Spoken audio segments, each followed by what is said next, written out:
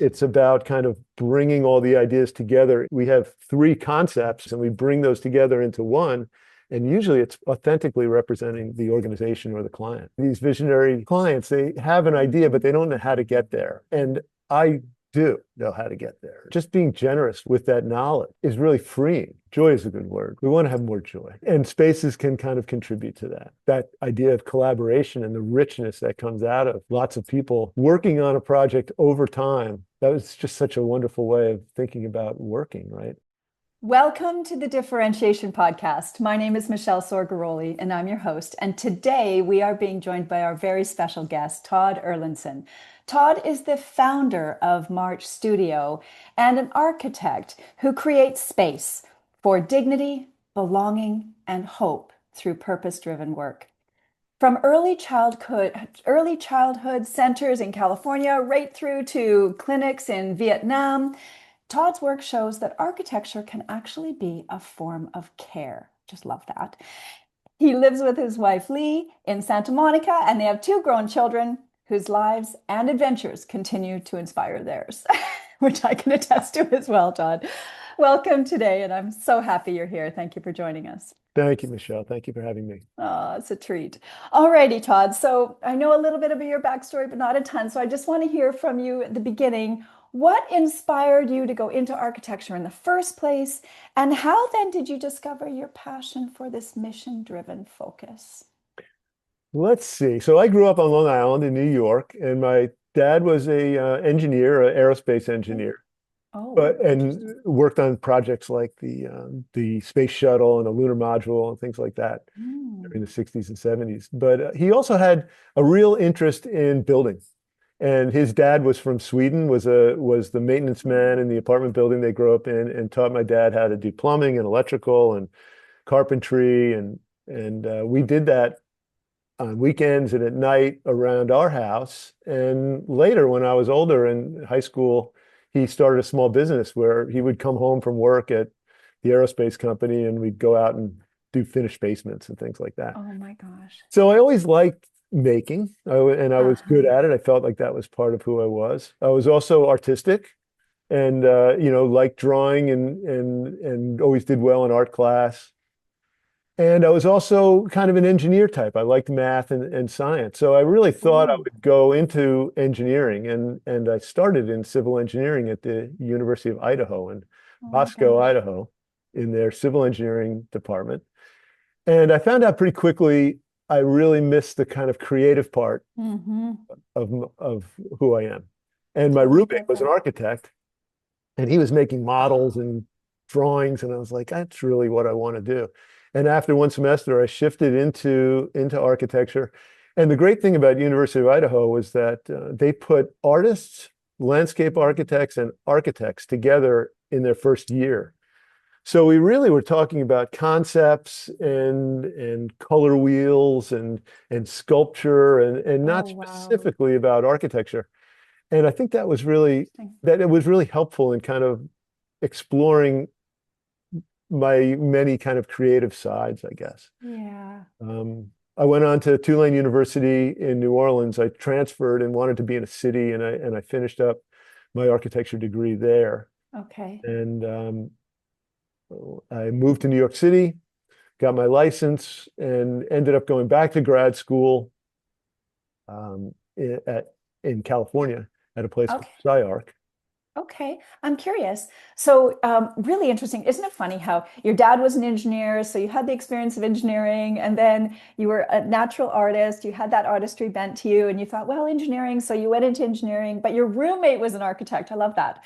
How these little pieces, all piece together and come into, it's like, oh, that looks like fun. As you're seeing the ability to be creative. So architecture, you found your way there, blessed with a roommate who had that, who offered you that perspective, I imagine. I'm also wondering why grad school? So you moved to New York, you got your license, and then grad school. So was there a gap or did you go to grad school right away? And if so, what inspired grad school for you? Yes, I didn't come out of undergraduate expecting to go to grad school. And Hmm. undergraduate education in architecture is 5 years, and you have a 3-year apprenticeship I was doing in New York, and then you take your exam, which are laborious, and then you're free to be an architect. Right. Um, but my experience in New York, I was getting good at being an architect, learning how to make drawings, learning how to deal with contractors and clients and put things together. But most of the work we were doing in New York was high-end residential buildings on Park Avenue, high-end retail stores. There's not a lot of new buildings going up in New York City. We did some things in Connecticut and a little bit Mm, on Long Island, but most of the work was interior architecture related. And it was, at least in the places I was working, it was connected to kind of higher end luxury clients. And I really felt like there was more out there that I should be doing. As I got better at being an architect, yeah. I got a little tired of the type of work that I was being offered. So I thought that, and at the same time, there was kind of a downturn in New York in the early 90s, and it was a good time to go back to school. Interesting. Saw some amazing things happening on the West Coast. There were a lot of great people working at that time, and it was very free and, you know, authentic and built quickly and didn't have the same constraints that we had on the East Coast.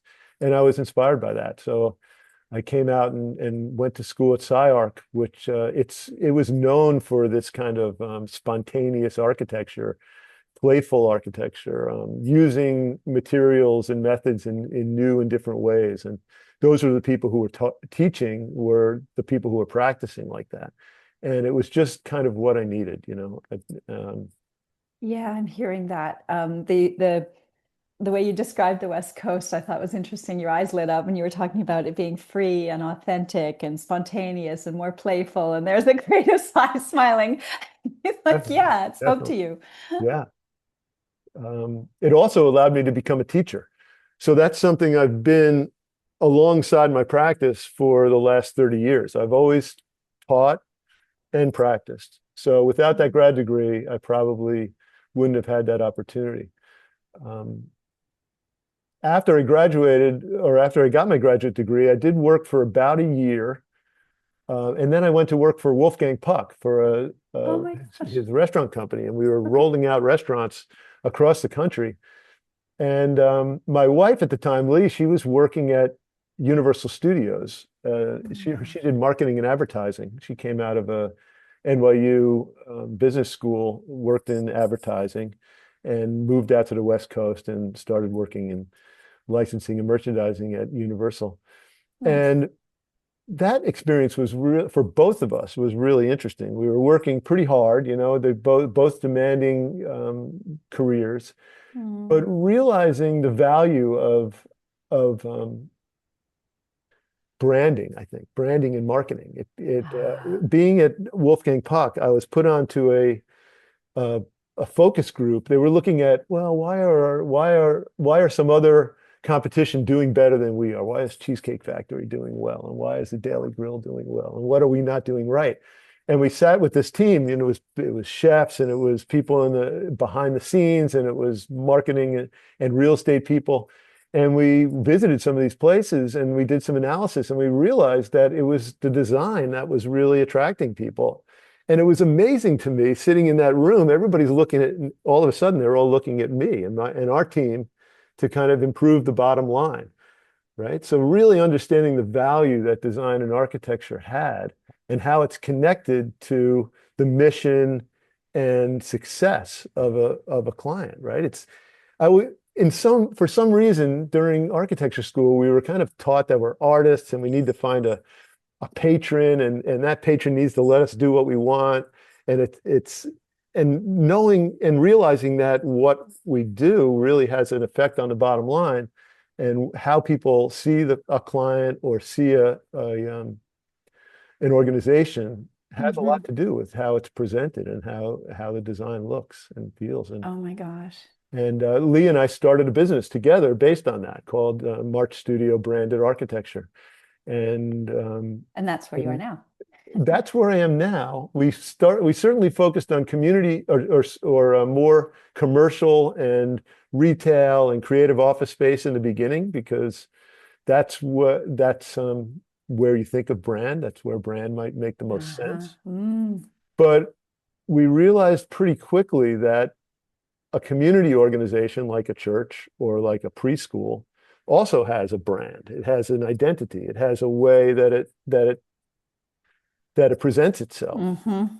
Mm-hmm. And making that realization that we could use the same strategies we used with commercial clients Mm-hmm. with community-based clients was a kind of aha moment for us. Oh my gosh. From then on, we started doing a lot of community work, and that was one of our tent poles. I would say we did retail, creative office space, and early childhood education. And This is during the just pandemic, we decided to kind of lean into community and I'd say community-based and nonprofit yeah. organizations specifically. I'm fascinated by this journey. I think it's so interesting how, while you were with, I'm going to just go back a little bit because you were talking about your time with Wolfgang Puck and Universal Studios, and you and Lee were sort of in this very competitive and dynamic business environment where there's, people sitting around the table and thinking, how do we compete and why are they doing better than us? And the value of branding, that was the moment where you were thinking, oh my gosh, the brand has a lot to do with the design of the environment, if you will, the building, right? Is that Yeah. what I hear? Yeah. And vice versa. The design has a lot does a lot to express the brand, right? Right. And help. I find, I was having a moment because I've always said, in my practice, I always say your environment is your boss. And my examples are always, because your environment will dictate how you behave. And I always say, if you're walking down the street and you stand outside the door of a restaurant, before you even open the door, you know what behavior is appropriate. Like you know how to behave in a McDonald's versus a white tablecloth restaurant Sure, before you open the door, right? The moment sure. you sort of approach it, you're like, oh, I know how to behave if it's well designed, because the environment will dictate it will elicit certain thoughts, feelings, behaviors, etc. from you. So we all think that we're not influenced a whole lot, but our environment has a massive Absolutely. impact.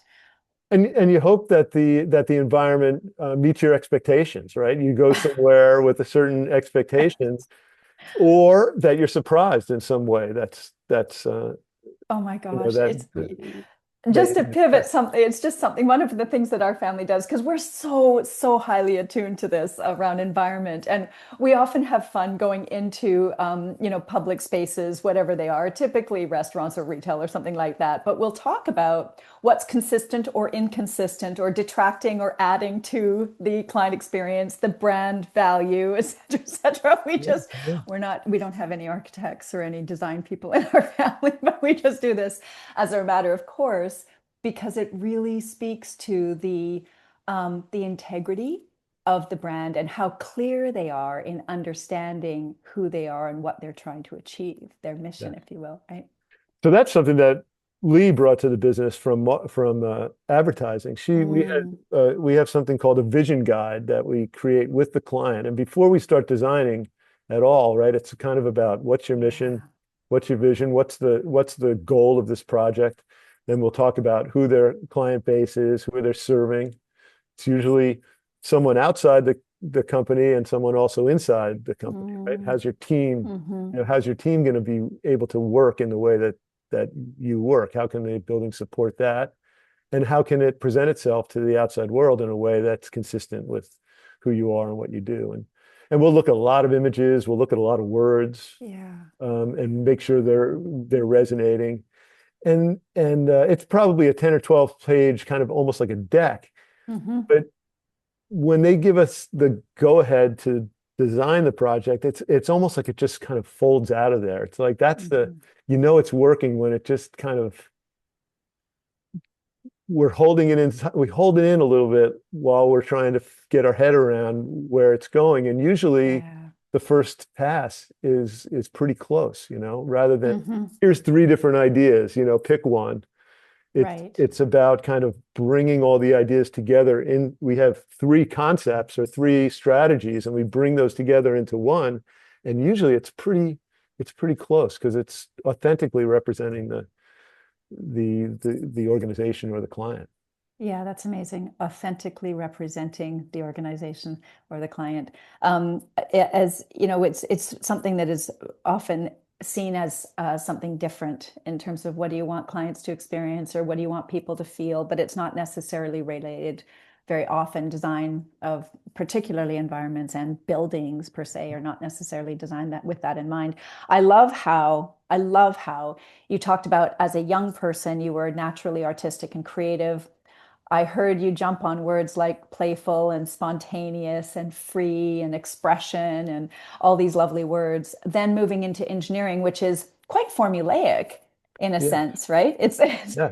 Like these, chemistry lab and physics. That was and yeah, surveying. It was very precise, right. you know. So, then you were feeling this pull because you liked building, because that was part of your young experience, right? So that would make sense. You liked building. Anyway, you're coming back to this pressure between the two, and I always like to say the magic's in the middle. And you found that place where they met in architecture, if you will. And then what happened?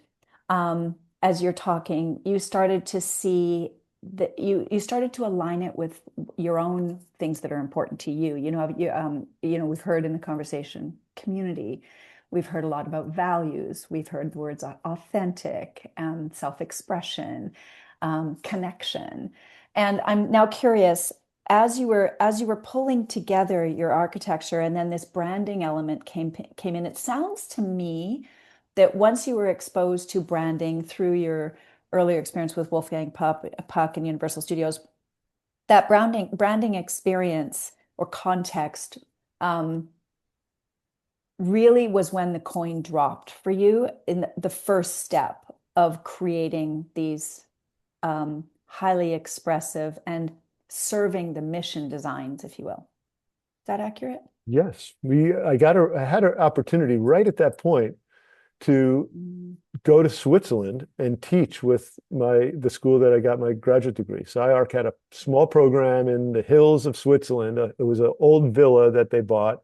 There were 30 students there, and there was a position for a fellow to go and kind of manage that program. And people would come and go, and people from Zurich and other parts of Europe would come and lecture, and the teachers would drive in and from different parts of Europe and have these just amazing courses. And students were some from California, but others, it was an opportunity for a SciArc to recruit students from Europe. So we had students from all over.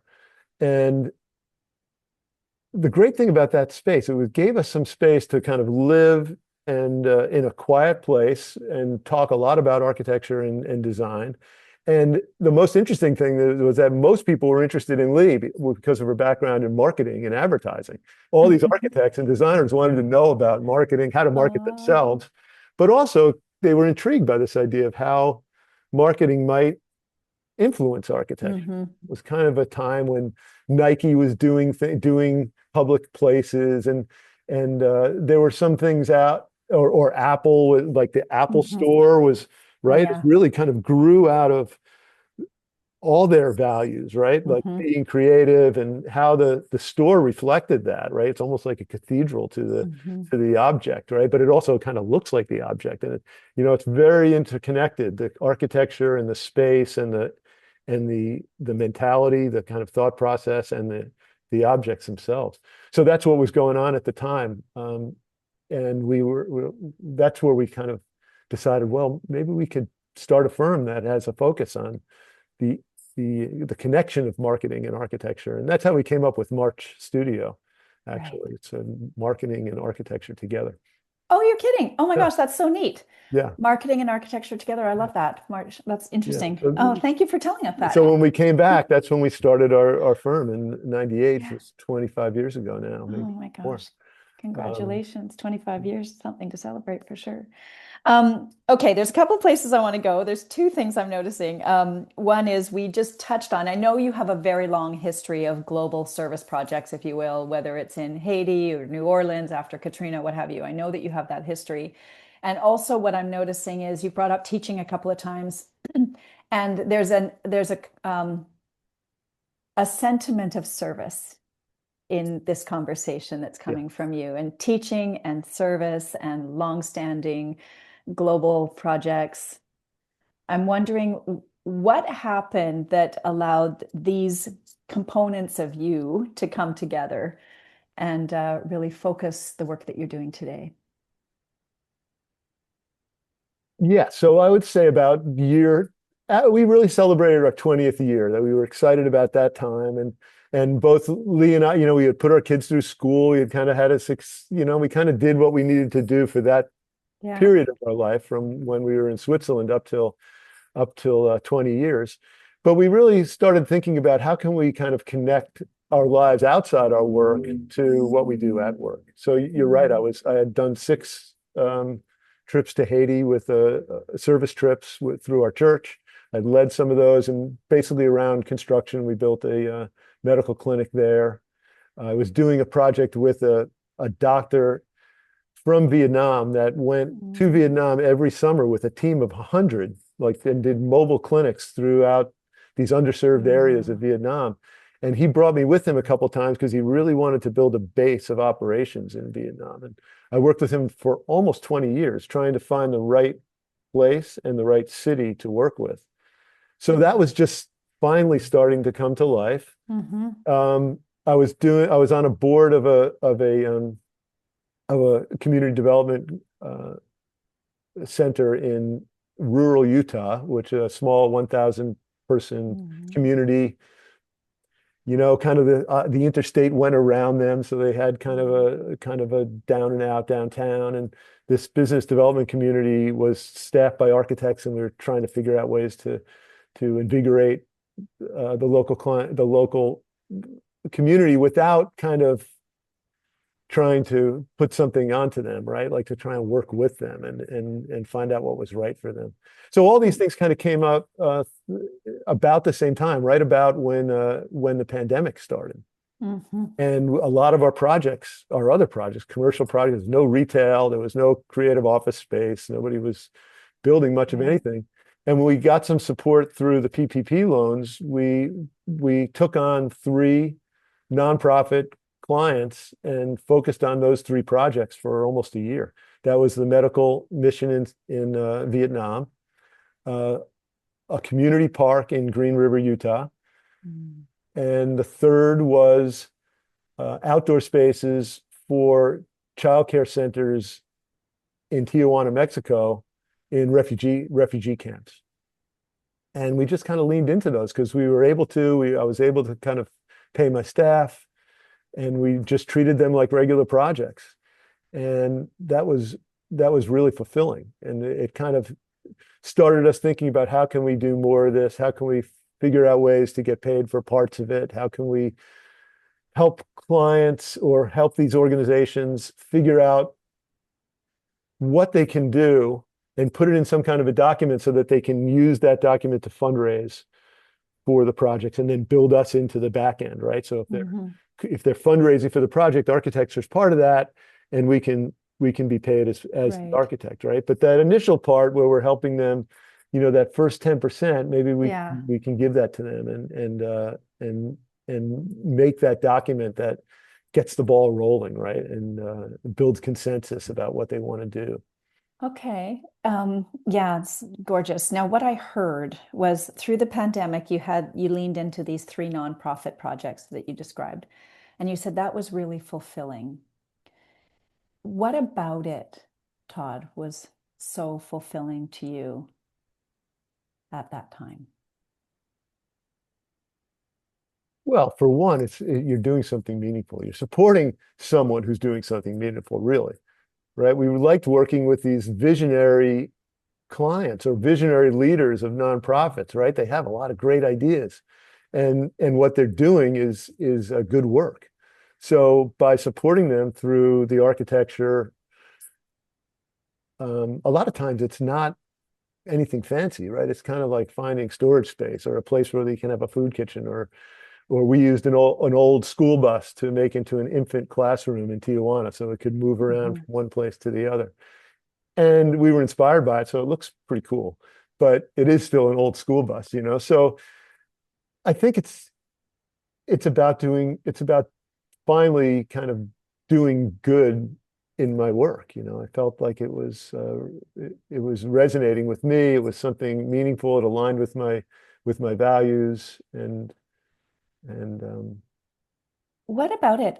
You said, supporting visionary people who do good work. You were inspired by the impact and what you saw happening as a result of the work you were doing, even if it was simple, like looking for some extra storage space or creating something simple like that.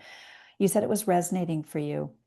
As you're thinking about your story from the time you were a young man, perhaps a little boy, is that creative soul, and now moving into this part of your life, what is really resonating that is capturing your enthusiasm and your passion?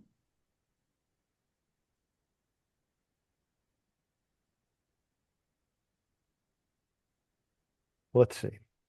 Um, I don't want to say the same thing I just said. So I'm trying to think of how can maybe we can ask it a different way, because I Yeah. think that idea of doing good better, like kind of making that part of a big part of what we Okay. do is the thing that really The good excites me work. about it. Yeah. So what's And good? and also kind of sharing, realizing that I have this kind of wealth of experience, this 25 years Ah, of experience that I can give freely. I can share with others mm, freely, right? So I bring something to the table now that, say, these visionary clients, they have an idea, but they don't know how to get there. And I do know how to get there now, and just being generous with that knowledge is really freeing, right? In the beginning part of my business, I really felt like I had to like hold on to that, or it was something that we were going to sell, or it was something that was going to, further my company, right? And now I feel like I can give it away more freely. So that's beautiful. that's really feels good for me. Yeah, I can hear that. You said you're being generous with your knowledge, you can give freely, you know how to get there and you want to help. I also saw you talked about visionary people. And there's something about community and connection and supporting these underserved um, people and communities, if you will, as opposed to what we talked about earlier, the high-end luxury clients in New York. Hmm. Hmm. There's a dramatic difference between those two. And I'm wondering what part of you, I'm gathering there's something in your history, in your story, that is putting such value on community connection. I'm wondering if there's something in your You know, backstory. I would talk a little bit about my dad, Yeah. but as he kind of retired from aerospace, he continued for a little while as a structural engineer in the hometown that I'm from, small town, and everybody knew him, and he became kind of he became a home inspector. He worked a lot with the building department in our small town. There was one person.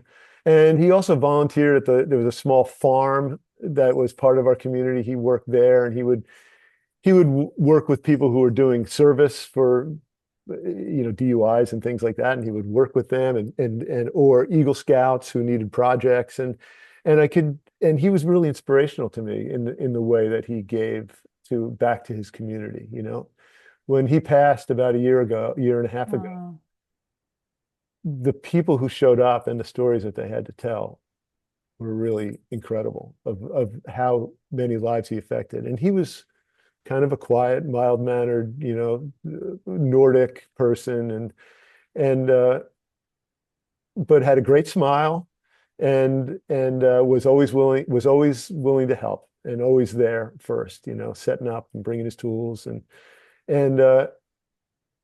that's inspiring to me. oh my gosh. It's inspiring to me. I think the first half of my career was more about ego, and like we're taught that, like how can we make something special, and how are we competing Yeah. with the other people we graduated with, and what's our firm look like compared to their firm, and I feel like a lot of that's I'm letting a lot of that go at this point in my Yeah. career, right? And Yeah, I can I hear can just that. be more of service. Oh my gosh. Well, thank you for sharing that story. Yeah. It makes a lot of sense as you're talking about your dad, And also, you're having grown up in a small town. That's what I heard. Is that Yeah, right? more, I Yeah. mean, it was an hour outside the city, but Yeah. small town. Yeah. So community connection was embedded in your youth, your childhood, Yes. A lot of right? it focused around our church, around scouting. I was a scout, and later my son was a scout, and my dad and I traveled all over the country in the summers going on these high Oh, adventure trips in the Adirondacks. And but there was also a big service part of that. And my son did his Eagle Project here in our community, connected to our church. And so that and that's where I kind of have between teaching and service, that's where I've been able to have these exciting experiences of traveling the world, like we never went on a real vacation until mm-hmm. last year. We went to Sweden and Norway to visit our Oh, family with the kids. But it's probably the first yeah. trip that wasn't associated with either a service opportunity or a teaching opportunity. Always in service. Right? As you spoke about your dad, it's not surprising because the way you talked about him, the way he said he was always there doing work with people who needed the help, he was affecting lives, he always did it with a smile, he was always willing to help. And then you spoke about his funeral and talked about all the people that were there Hmm. and the people in the lives that he'd touched. And Hmm. how, with that kind of upbringing, I can only imagine that. And you talked about traveling all over the States in service Yeah. and having adventures while traveling in service. As we see these little components of your upbringing, it sounds like they're very much embedded in who you are today, too. Yeah. They continue to be. Right? They continue. Um, So, as you're thinking about your work now and what inspires you today, tell us a little bit about your vision as a visionary for March. What do you see as you're able now in a different phase of your career and your contributions? Yeah, I'd say there's probably three things that I think of. One is this idea of shifting to projects that feel more important, right? And useful and like you're making a difference, right? So Mm, that shift is important to me. Um, the second is still to continue to make architecture that's significant in some way. Like I that's my creative side, right? I want the work to be strong. We've always been interested in kind of in lighter and and and playful projects hmm. use combining kind of graphic design and architecture, right? If you can't do a lot because things are because buildings are expensive, but you can do a lot with color and materials and textures and text. So we like to have fun, with Hmm. the work, and hopefully, the projects we have allow us to do that, right? Um, and then the third is to be more collaborative, to kind of be more open and connecting people, bringing people together. We talked a lot about running our business as a lighter ship or a lighter boat, something that wasn't so big to move back Mm, and forth. We have three people now that work together, and we each do different things. They teach. They also have other, and I've kind of encouraged that because for a long time, for that first 20 years, when I was employing 8 to 10 people, I felt a lot of responsibility for mm, bringing the work hmm. in, making sure they were busy. God, like I didn't want to lay people off. People stay Sure. 10, 15 years with us. Right. So you feel a real responsibility to them. But the pandemic taught us to be Mm, more independent. And like I reached out to friends of mine who were architects, and we shared people. I encouraged them to do some more teaching or to work on their exams or other things that they could do in this kind of downtime. And it's kind of stayed like that since we came back. We were in the office together 3 days a week, um, up from like 2 days a week. Originally it was only Wednesdays, and we come and go, but we were real good at being able to work remotely. Some of my people have to drive an hour or an hour and 15 minutes to get here. mm, I'd rather them get the work done at mm. home. But they value being together too. So we've found a balance for that. Yeah. And we've also figured out ways to team with larger companies or larger resources so we can do bigger projects but we can, without hiring and firing people. And we Mm-hmm. can work we have a team of collaborators in Argentina that put together construction documents, and they're really good at it. Nice. Mm-hmm. But they look for the kind of initial kind of design concept from us. Mm-hmm. And that's where I think we're strong. We're strong in the early stages, getting to know the client, getting to know what they need, and coming up with the initial concept. And these other guys are strong in like making sure the drawings are correct and the building's going to get built just the way we want it to get built. So realizing you don't have to do everything, right? Like what are the things we're good at and how to lean into that, and then build relationships that support you Mm-hmm. in other ways. I love that. You started out with a couple of things that I really wanted to capture. You said you want, architecture that makes a difference. And what I heard, you said playful, there was a sense of adventure, um, and inspiration. These are words that have kept coming up. And I think about as you're talking about the designs that you're making or the designs that you're creating for others around dignity, belonging, and hope, um, creating space for them. I'm really capturing from you a sense that you're in service of supporting. That's what I'm hearing. Correct me if I'm wrong. You're in service of supporting your clients and their communities to help them have more access to that playful sense of adventure and inspiration and just a lifestyle of more joy and possibility. Is that what I'm getting from you? Joy is a good word, right? Like Oh, we want to have more joy, right? I think that's and spaces can kind of contribute to that, right? absolutely. I think of the project we did um, for a group called Pila Global that does preschools in refugee centers around the world. And Mm-hmm. during COVID, they had a beautiful childcare center in Tijuana, Mexico, but it was surrounded by, just kind of the detritus of Tijuana. Like just there's a lot Yeah. going on there. And we came in and we needed to build an outdoor space because they couldn't be inside. And to give them an outdoor space that gave them dignity, allowed them to continue to learn, but also be joyful and playful. And it also served the community after school. So the parents Mm-hmm. and the other people who lived in tents in a gymnasium had a place they could come to and be comfortable and be outdoors and be safe, and watch the children play. And so that was a very low cost project, but I think a real gift to the community that our clients saw was a need, Absolutely. I'm right? hearing that you provide access to joy. That's what I'm hearing. That would be nice. That would be Oh, nice.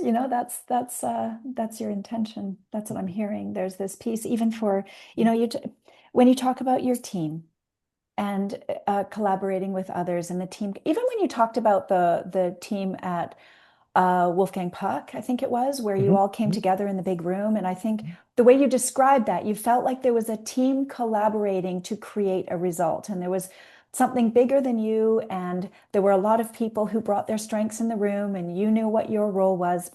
And even in doing the work, you're providing joy to your team, but Mm. you're also creating, joyful moments of inspiration and um, all the impact that you're having, the good work. And in terms of the visionaries, you're helping their vision come to life. And then the people who are experiencing the actual project itself, they're experiencing more joy being in that environment. And then there's the community at large, like the ripple effect. I'm just getting goosebumps talking Yeah, about it. yeah, that's nice. That's nice. It's incredible. I think collaboration is really important to kind of for everyone to feel like they're contributing in some way. And certainly the client is contributing a lot, but everyone on the team and the people who are making it. Like in that project, we had to use an interpreter to kind of work with Yeah. the contractor, but he was so generous and he found the materials and was excited about working for the kids and brought things to the project that we wouldn't have thought of just from being a local. Yeah. So yeah, we're all part of the process. It's interesting because I also heard you're almost inviting people to be generous in the process. Your collaborators, you're eliciting their generosity through the inspiration and pulling everybody together. There's in an effort to make the difference you're wanting to make, to have the impact you want to make or Yeah, have, I hope right? so. I hope so. Yeah. It takes an effort because sometimes they don't come on till it's just their time, and then it's all about getting it done in a certain number of hours. And you really want to kind of open up, let them be part of that kind of initial experience where it is joyful and fun and kind of free. And you're Oh putting a my lot of things gosh. on the table and trying to pull that all together into a project, right? That's the part. So you want the landscape architect to be part of that, and you want a contractor to Mhm. be part of that because they have so much to share that we either we don't think of or that we don't know. Right. As architects, we're kind of generalists. We know a little bit about everything, right? But we're not experts in any particular area. So Sounds to me getting like you're that experts in creating environments in your together. case. Yeah. Environments that pull forward. You're touching on something really interesting here because you talked about, perhaps every once in a while you get those team members who are an adjunct to the project who join you, but they come in, they do the work and they leave and they don't have the same sense of connection to the project. Is that what I'm hearing? And that And happens sometimes. yeah. What do you think is happening between the way they're approaching the project and the way you and your team might approach that same project? I will say they appreciate it when they are engaged. But Hmm. I think in some ways, when we take on a project, it's like a 2 or 3 year commitment. Right. It's a long-term commitment when we start the conversation and when we see that Mm, project completely done. And for some of the other trades, it's not quite that long. It's like they come in, right. like the mechanical engineer comes in, makes his drawings and steps out. They have a smaller piece, Mm, so they have many more pieces. They might have mm-hmm. a Hmm. hundred projects in a year where we have Mm-hmm. four, 4 or 5. So I think that's part of it. They can't, because their piece is so small, they can't invest in it for such a long period of time. Landscape architects do get it. They get a lot out of it. They have a big piece. So that they get a lot of, but the interesting thing about a landscape architect is their project isn't done for 5 years. They're waiting for the plants to grow in. They're like, no, we can't photograph it yet. It's not done. Yeah. And it's growing. They're done, but it's not done, Right. So they have a different set of challenges when it's time to photograph the project, experience a project. We want to get it done right away because it looks its best. They want Mm-hmm. to wait 4 or 5 years, till Right. it grows in and gets richer, You're touching on something really interesting here about the what's the magic formula to build that connection to the outcome, to build that passion for the project or the meaning behind it?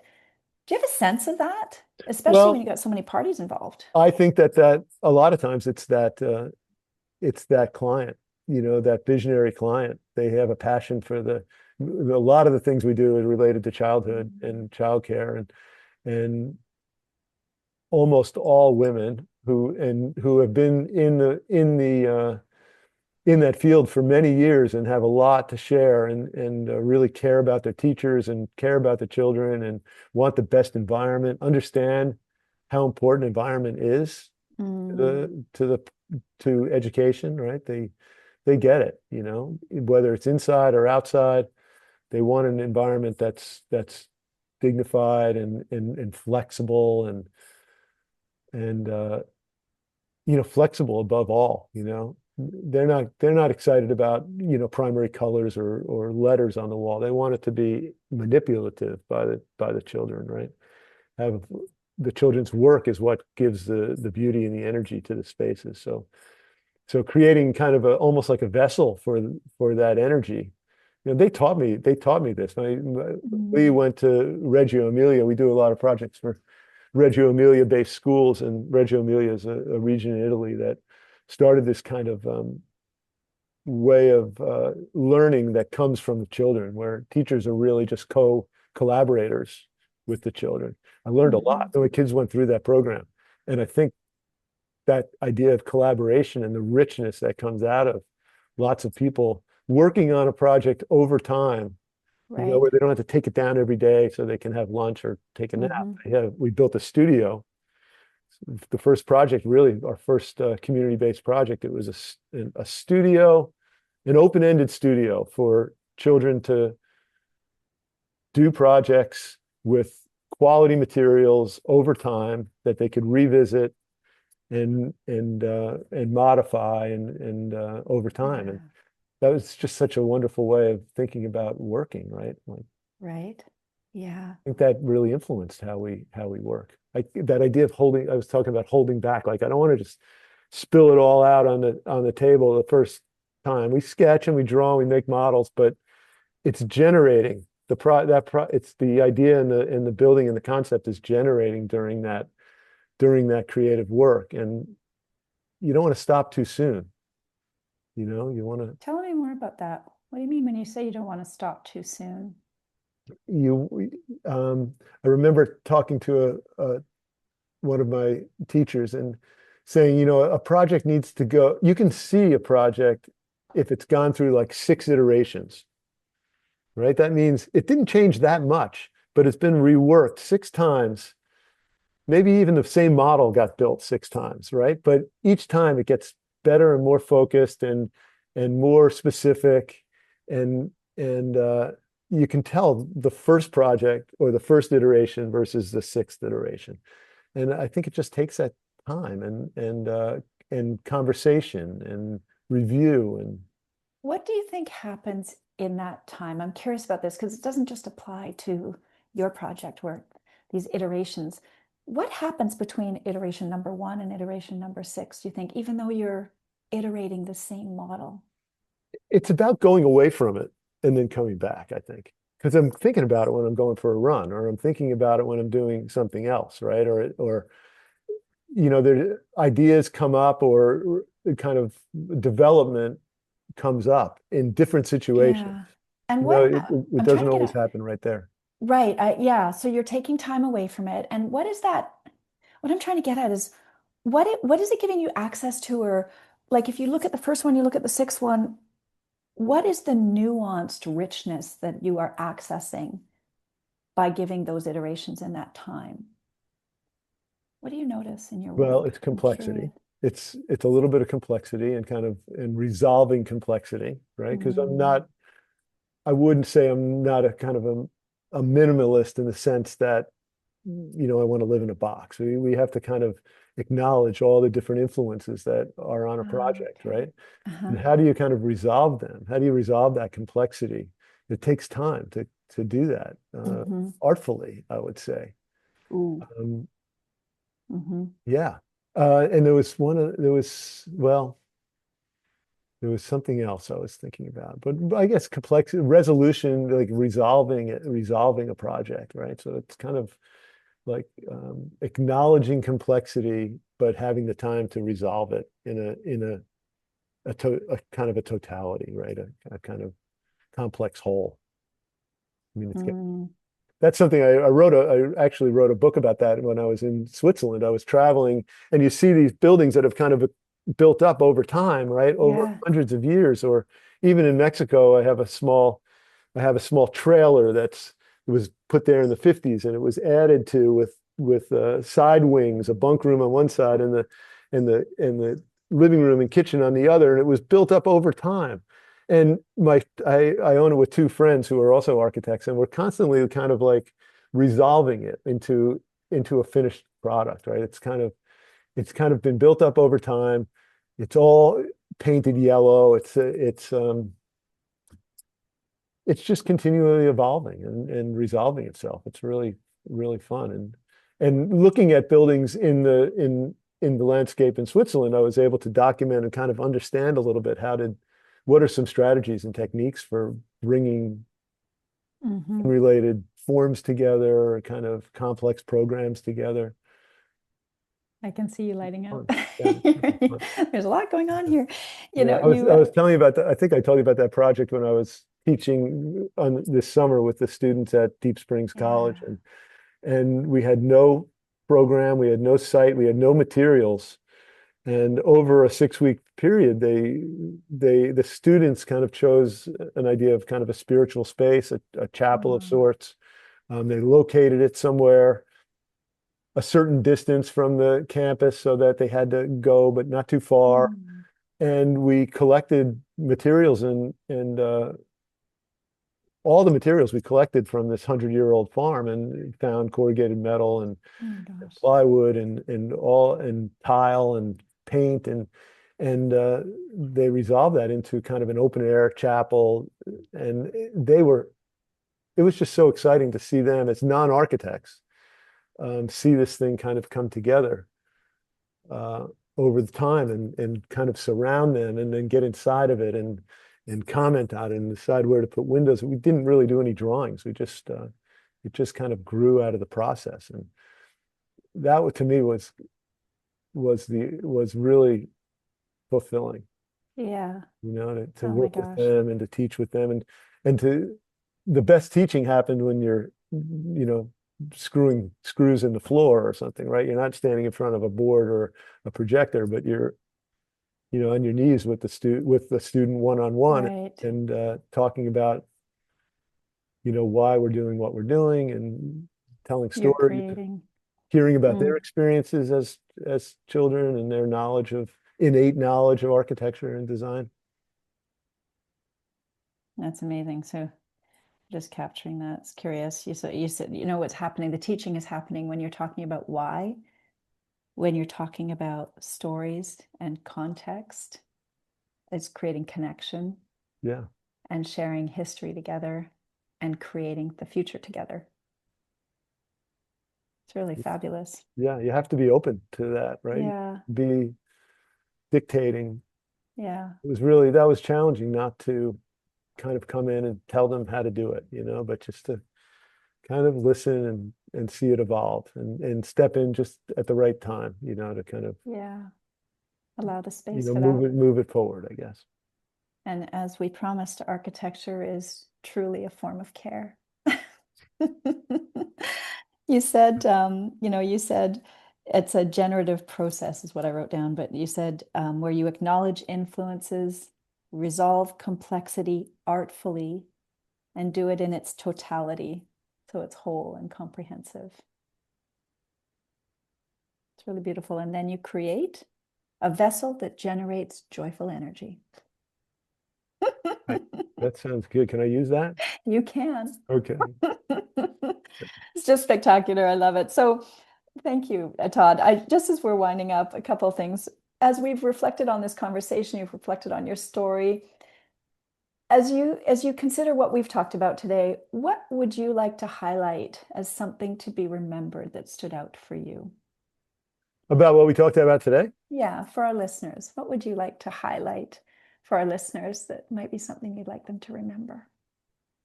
Well, my challenge has been kind of how in this kind of second half of life or half of career, right? How to kind of take advantage Mm, of all the experience we've had and kind of step off into more of a mentor role, like being less concerned with ego and more concerned mm, with sharing with others and learning from others, right? So I'm trying to step onto the second curve that's going to allow me to do that and also bring me more joy.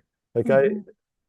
I want to lean into the things that when I really feel like I'm in the flow, the things that I'm good at, and lean into those things. And those are the things that bring joy. Right.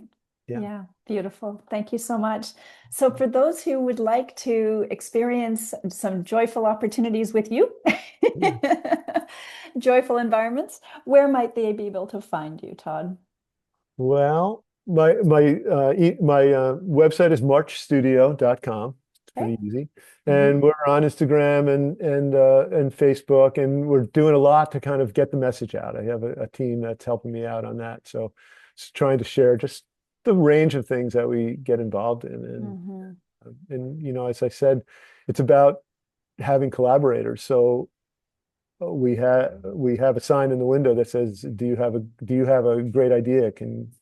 That you could share with others, and let's talk about it." So if Yeah. there's anything that you wanted to do and don't necessarily know how, but have a kind of an energy around it. Those are the kind of clients I'm looking for. Beautiful. And global as well. Absolutely. Yeah, Absolutely. doesn't have to be just in the States or California, but any projects that have a visionary leader and want to create a vessel that generates joyful energy. That's lovely. Thank you for today, Todd. Thank you for sharing authentically and generously. It's been an absolute delight having this Thank you, conversation with Michelle. you. I Thank you. appreciate you. Bye for now.